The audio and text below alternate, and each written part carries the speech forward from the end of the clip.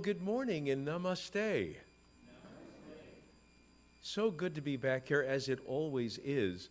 I was thinking before service, and I've come to the conclusion that this is the first time I've been back here since my trip to India. I was there in March, and I think I was here in February, if memory serves.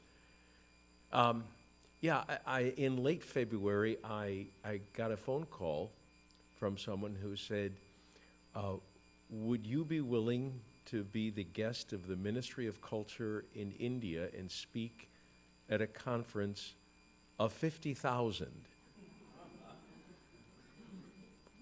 All your expenses would be paid. Well, I knew right then and there they had the wrong Fred Stella. But I didn't tell them that. So sadly, somewhere in these great United States, there is a person with my name with much higher and impressive credentials who missed out on a trip to India. But I don't care. No, it was actually quite a wonderful gathering. It was in an intentional community. And the conference did, in fact, attract about 50,000 people of various religions. Mainly, of course, being India, mainly the people were Hindu, but there were Christians, there were Muslims, there were Sikhs, there were Buddhists, there were Jains. It was really remarkably diverse, and a blessing to be in an intentional community, a spiritual community of existing of about a couple of hundred people living in this community. And they took this land in southern India that was desert, and they created a rainforest. It's very, very impressive. So I was humbled to be there. But anyway, that's not why I'm here to talk, or that's not the reason for my talk, but I just wanted to let you know my fun adventure. As many of you know, I like to reflect on the daily word because I respect the wisdom that comes out of it. And when I saw this word several days ago, it was sent to me, I was thrilled because they use the analogy of cleaning a closet. And this is something that I use all the time when I give lectures. And this is just so spot on. So let me give you my take on this. First of all, we like order. Even those of us who don't keep our offices as clean and pristine as some of our wives, as my wife would attest if she was here today, we like order. And one of the reasons we like order is because very few people are able to see that there truly is, on the deepest level, an order to this universe. Most of us see chaos because chaos is apparent. And in the Hindu Dharma, we're always living on two levels. We're living on the surface and we're living deeper. So we can acknowledge that the world as we see it, as we live in it, seems chaotic. Events seem random. Many scientists, they study chaos theory, that this stuff happens for no rhyme or reason. But those of us who have a more spiritual bend can see beneath the chaos to deep order. And we want order. And part of how we express our love for order is by creating and sustaining our worldviews, which include our spirituality. We oftentimes inherit worldviews and inherit a spirituality, a set of doctrines or dogmas. And we keep those doctrines and dogmas in our cosmic closet. And sometimes they stay there for an entire lifetime. And sometimes we get the idea that the closet needs to be cleaned. And this is why I appreciate the analogy, because if you're going to do a very minor clean, you can take out a few items from your closet and you can do something with them, and you can put in something that you just bought, because maybe the closet's a little bit too crowded. But sometimes a closet can be in such deep distress with so much junk in it, so many clothes that we never wear, that we need to do a deep clean. And what do we do when we perform a deep cleanse in a closet? We have to take everything out of that closet, don't we? Everything. We start with a bare naked closet, and then after it's completely emptied, then we can start to redefine it. We can make the closet more convenient to us, because it has what we need, and what we discard goes away. We don't have to deal with it anymore. So what happens when you clean a closet? First of all, you take everything out, and then you might separate. Okay, this pile, this can go back in the closet. This is still good. Then I haven't worn this in 3 or 4 years, so you might give it to Goodwill, you might sell it to a consignment shop, whatever. Then there are things, perhaps unfortunately, the moths got to. And they're old and they're ragged and they have holes. You really, more often than not, you don't have any other choice but to throw it away. And then, well, you just bought this lovely outfit, so that also goes into it. And maybe another new outfit goes into it. And there you have your closet. So think about this, the closet being our minds. First, we take everything out. If all of a sudden we realize that our minds are cluttered with doctrines and dogmas, belief systems that are not serving us, that might frustrate us, that might actually cause us trauma, we have to get rid of everything. And many times, that means even getting rid of God. I recommend everyone, for once in your life, be an atheist. It might last 10 minutes, but that's okay. You need to bring everything back in the closet that needs to be in the closet with purpose. And if God is going to be in that closet, he, she, it needs to have a purpose. This is why in the Hindu Dharma, one of the things that I appreciate so much is there are 6 systems of philosophy in Hinduism. And virtually every Hindu subscribes to one or more of these 6 systems. Now, we have a gazillion denominations and sects, but in those multiple sects, you will find one or more of these 6 systems. So, for instance, Vedanta is one of the systems, and that is the study of what is God, what is our relationship with God. Yoga is another school of thought. That's basically how can we actually experience our relationship with God. And there are others I won't get into, but one of them is Nyaya. Nyaya is the school of skepticism. We actually have an element of our faith and practice that says you don't have to believe everything you see. You don't have to believe everything that you read in our scriptures. As a matter of fact, it's not a bad idea to go through the scriptures and find out what doesn't work for you. Find contradictions that puzzle you. And anything that doesn't work, get rid of it.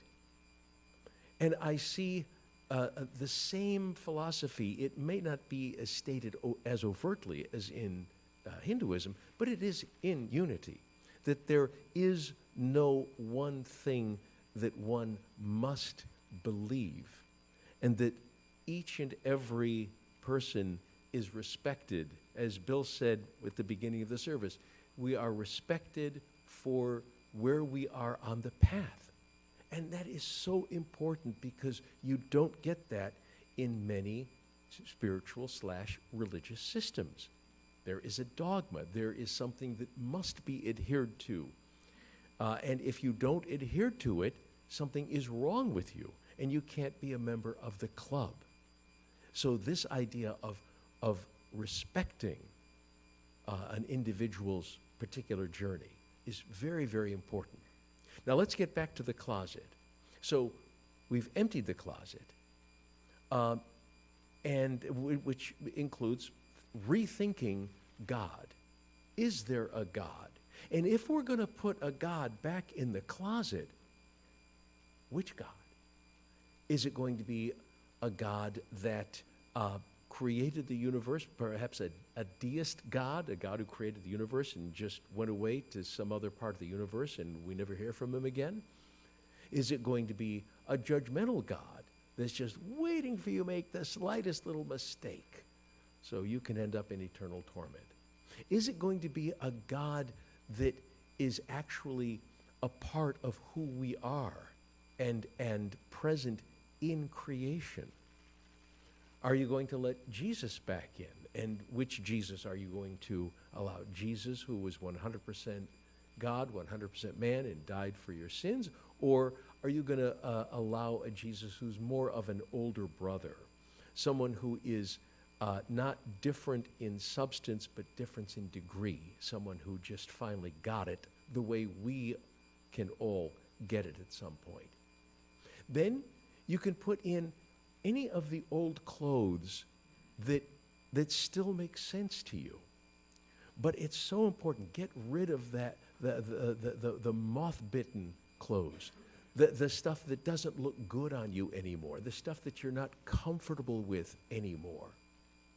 And by all means, get out there, pull out your credit card, and get some new clothes.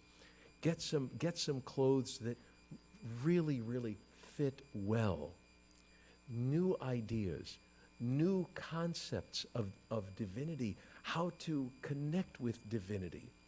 That also might mean new people in your life, which sometimes can be painful, right? When we change faith communities, sometimes it's difficult because if you're no longer in sync with your community for theological reasons, you might feel you don't fit in. You might feel that you're wearing a mask.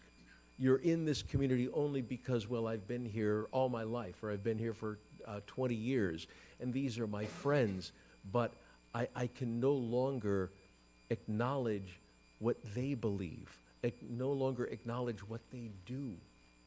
That can be rough. I get that. But sometimes you have to make that break. And if you do have some individual relationships that you can keep up even though you change communities, that's all well and good. But often that just doesn't happen. So by all means, the people who are in our lives are going to affect how we conduct our lives, how we maintain our place on the path, on our journey. So it's important that, again, you get the new outfits. And the new outfits can mean a new spiritual community, new church, temple, synagogue, whatever it is, new resources, new spiritual resources, new scriptures perhaps, or at least new interpretations of the old ones. So what do we have? We have a closet now. We've put God back in. I think most people here would probably want God back in the closet, but maybe not the same God of 20, 30, 40 years ago, or maybe not even the God of last year, but a new and exciting concept of divinity. And we bring in also the old clothes that still fit and are still comfortable and they're not out of style. So if certain prayers still mean a lot to you, if the holidays mean a great deal to you, by all means, bring those in. and we've gotten rid of the moth-eaten ones, and we've cleaned it up a little bit. And we look at our closet, and we see something that we might not have seen yesterday. Order. It looks nice. To gaze into the closet and see everything hanging up so well, and knowing that the clothes that are in there are clothes that you are going to use, and that the clothes that have gotten out, you're never going to have to see them again.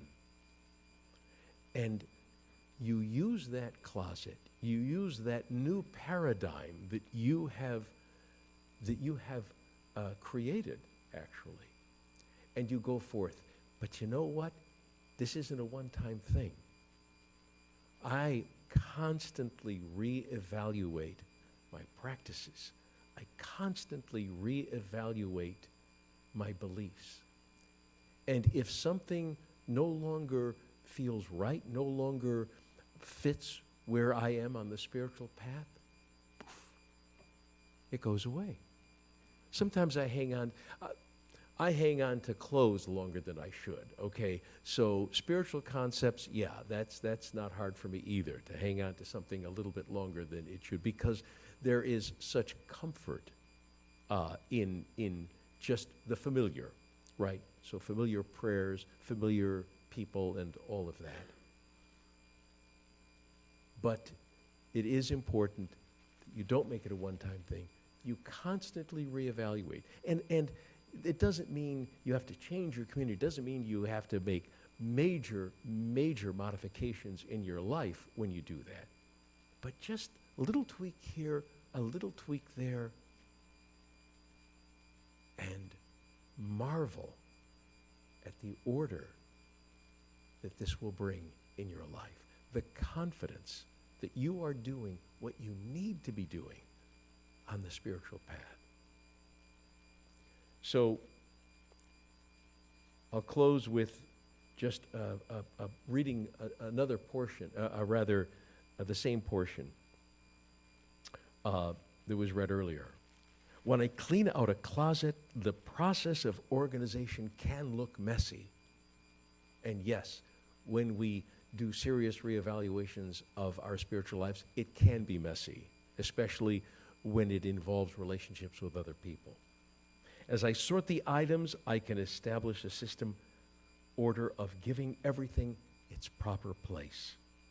After the project is done, things will be taken out and put back again.